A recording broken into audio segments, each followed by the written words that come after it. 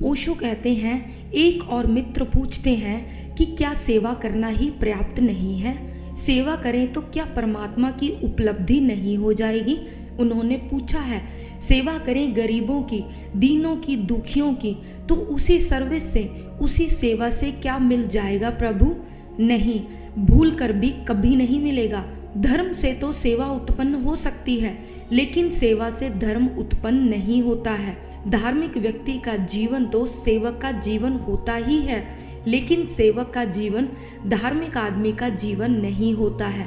इस तरह उल्टा नहीं होता है।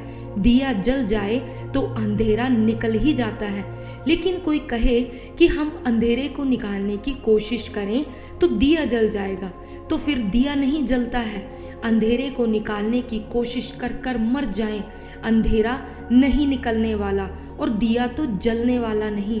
हालांकि दिया जलता है तो अंधेरा जरूर निकल जाता है, लेकिन अंधेरे के निकलने से दिया नहीं जलता।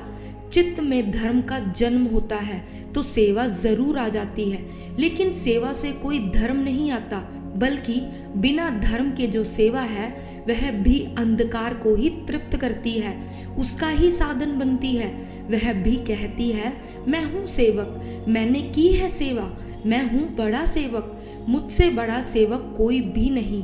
और ऐसा सेवा करने वाला वर्ग जितनी मिसचीफ, जितने उपद्र पैदा करवाता है, उसका कोई हिसाब नहीं। मैंने सुना है, एक चर्च का एक पादरी एक स्कूल के बच्चों को सेवा का धर्म सिखाने गया था। छोटे छोटे बच्चे थे। उन्हें उस पादरी ने समझाया कि सेवा जरूर करनी चाहिए, दिन में एक सेवा कम से कम जरूरी है। कोई भी सेवा का एक्ट, कोई भी सेवा का एक कृत्य अगर तुमने दिन में कर लिया तो हो गई प्रार्थना। जब मैं अगली बार आऊं 7 दिन बाद, तो मैं पूछूंगा कि तुमने 7 दिन में कुछ सेवा के कृत्य किए। 7 दिन बाद वह वापस लौटा। उसने उन बच्चों से पूछा कि मेरे बेटो, तुमने कुछ सेवा के काम किए? 3 बच्चों ने हाथ हिलाए। वह बहुत प्रसन्न हुआ कि कोई फिक्र नहीं, 30 में से केवल 3 ने किया, लेकिन किया तो। बताओ, तुम खड़े होकर, ताकि बाकी बच्चे भी जान ले कि तुमने क्या किया। तुम्हें आनंद मिला सेवा करने से? उन तीनों ने कहा, बहुत आनंद मिला, बहुत आनंद मिला। पूछा, क्या किया तुमने, कौन सी सेवा की? पहले लड़के को पूछा। उसने कहा, मैंने जैसा आपने समझाया था, कोई डूबता आदमी हो तो बचाना चाहिए, कोई बूढ़ा आदमी रास्ता पार करता हो तो सहारा देना चाहिए। मैंने एक बूढ़ी औरत को रास्ता पार करवाया है। उसने धन्यवाद दिया। छोटा सा बच्चा था कि ठीक, बहुत ठीक। दूसरे बच्चे से पूछा, तुमने क्या किया? उसने कहा, मैंने भी एक बूढ़ी औरत को रास्ता पार करवाया। थोड़ी हैरानी हुई उसे, लेकिन सोचा बहुत बूढ़े होते हैं, कोई कम तो नहीं, इसने भी किया होगा। तीसरे से पूछा, तुमने क्या किया? उसने कहा, मैंने भी एक बूढ़ी औरत को रास्ता पार करवाया। उसने कहा, तुम तीनों को 3 बूढ़ी स्त्रियां मिल गई रास्ता पार करवाने को? वे तीनों बोले, 3 कहाँ, एक ही थी, हम तीनों ने उसी को पार करवाया है। वह बहुत हैरान हुआ। उसने कहा, क्या एक बूढ़ी औरत को पार करवाने में 3 की जरूरत पड़ी? उन्होंने कहा, वह पार होना ही नहीं चाहती थी, बामुश्किल हम पार करवा पाए, लेकिन सेवा करनी जरूरी थी, इसलिए हमने सेवा की। वह तो बहुत चिल्लाती थी कि मुझको उस तरफ नहीं जाना। आज तक पृथ्वी पर ये सेवा करने वाले ऐसे ही उपद्रव करते रहे, क्योंकि ये सोचते हैं कि हमें तो सेवा करनी है, क्योंकि सेवा करना धर्म है। इसकी फिक्र ही भूल जाते हैं कि क्या कर रहे हैं ये सेवा, कौन सी सेवा हो रही है। जो सेवा जानकर की जाती है वह खतरनाक हो जाती है। सेवा निकलनी चाहिए सहज। सेवक सहज नहीं होता, बहुत सेल्फ कॉन्शियस होता है, उसे बहुत एहसास होता है मैं सेवा कर रहा हूँ। नहीं, सेवा होनी चाहिए सहज। करने वाले को उसका पता नहीं चलना चाहिए। अगर करने वाले को पता चल गया तो सब सेवा गलत हो गई। अगर यह पता चल गया कि मैं सेवा कर रहा हूँ, बात व्यर्थ हो गई, कोई मूल्य न रहा उस सेवा का। लेकिन ऐसी सेवा तो तभी पैदा हो सकती है जब उसका पता ना चले। जब चित्त अहंकार से मुक्त होता और धर्म का जन्म हो जाता है, तब सारा जीवन श्वास श्वास सेवा बन जाती है। लेकिन उस सेवा से कभी भी यह बोध नहीं होता कि मैं सेवक हूँ, मैं सेवा कर रहा हूँ। फिर वह सेवा जीवन हो जाती है। वैसी सेवा तो धर्म है, लेकिन यह सेवकों की सेवा धर्म नहीं है। इससे धर्म का कोई संबंध नहीं। कुछ और मित्रों ने पूछा है कि धार्मिक होने के लिए नैतिक होना तो कम से कम जरूरी है।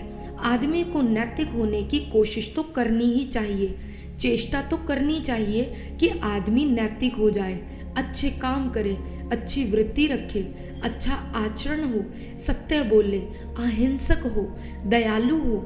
यह तो होना चाहिए, नैतिक तो होना चाहिए। हजारों साल से यही कहा जाता रहा है कि नीति जो है वह धर्म की सीढ़ी है। यह बात 100% झूठ है।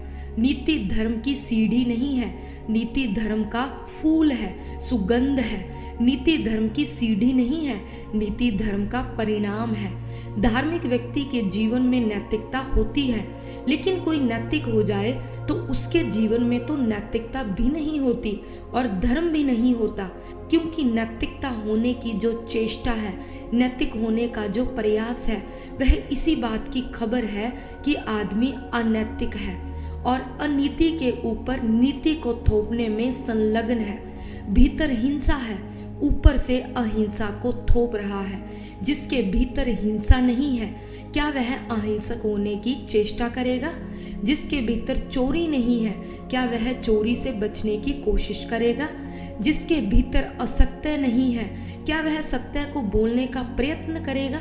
असत्य है भीतर, और सत्य को बोलने का जो प्रयत्न है वह उस असत्य को नहीं मिटा सकता, केवल ऊपर से सत्य का एक आवरण खड़ा कर देगा। भीतर असत्य रहेगा मौजूद, सप्रेस, दबा हुआ, भीतर छिपा हुआ। ऊपर हो जाएगा सत्य का आचरण और अंतस हो जाएगा एकदम असत्य। ऐसे व्यक्ति का चित्त द्वंद्व से, कॉन्फ्लिक्ट से भर जाएगा। वह 24 घंटे अपने से ही लड़ेगा। दुर्जन अनैतिक व्यक्ति लड़ता है समाज से और नैतिक व्यक्ति लड़ता है अपने से, लेकिन लड़ाई दोनों की जारी रहती है। अनैतिक आदमी पकड़ा जाता है तो हम डाल देते हैं कारागृह में, और नैतिक आदमी खुद ही अपना कारागृह बना लेता है। उसे किसी कारागृह में डालने की ज़रूरत नहीं होती, वह खुद अपना इम्प्रिजनमेंट है। वह खुद ही 24 घंटे मरा जा रहा है, लड़ा जा रहा है अपने आप से। उसकी नीति सहज नहीं है, वह स्पॉन्टेनियस नहीं है, वह स्वयं स्फूर्त नहीं है। वह थोपी गई, दबाई गई, जबरदस्ती लादी गई। तब ऊपर से एक रूप, भीतर से दूसरा मनुष्य खड़ा हो जाता, और यह जो भीतर छिपा है यह ज़्यादा असली है, क्योंकि जो आपने बनाया है वह आपका बनाया हुआ है, और यह असली आपको उपलब्ध हुआ है, इसको आपने बनाया नहीं। यह जो हिंसक है यह भीतर बैठा हुआ है, यह आपने बनाया नहीं, यह आपको मौजूद मिला है, और अहिंसक आप बन गए हैं। तो ऊपर से अहिंसा, भीतर हिंसा, और तब यहाँ तक नौबत आ सकती है कि अहिंसा की रक्षा के लिए ज़रूरत पड़ जाए तो ऐसा अहिंसक आदमी तलवार उठा ले और कहे कि अहिंसा की रक्षा के लिए हत्या कर दूंगा तुम्हारी। अहिंसा की रक्षा के लिए भी वह हिंसा कर सकता है, और फिर उसकी हिंसा नए नए रास्ते खोजेगी निकलने के, क्योंकि भीतर जो दबा है वह मार्ग खोजेगा। वह जाएगा कहाँ? तो फिर पाखंड पैदा होता है। नैतिक आदमी की जो जबरदस्ती नैतिक होने की कोशिश है वह पाखंड का जन्म है। फिर पाखंड पैदा होता है, फिर वह पीछे के रास्ते खोजता है उन्हीं बातों को करने के लिए जिनके सामने के रास्ते उसने अपने हाथ से बंद कर लिए।